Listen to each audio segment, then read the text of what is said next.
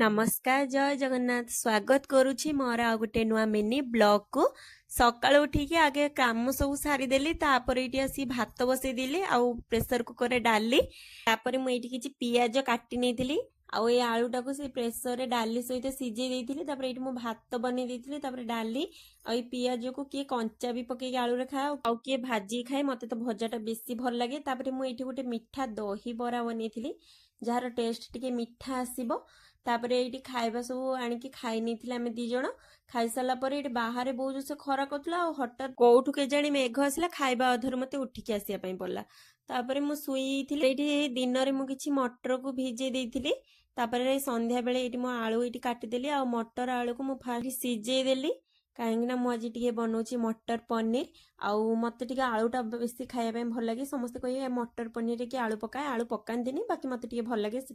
पकईदेली मसला को grinder करदेली IT अटा चकटा बसीगली अटा चकटी सारापर ये फुल्का फुल्का पूरी भी बने देती सब बाढ़ी नहीं आसती मोर थिला पूरी तांकर थिला भात ये आम दुई जन खाई भी नहीं ब्लॉग टी भल लगी लाइक कमेंट शेयर करेंगे। रोची जय जगन्नाथ।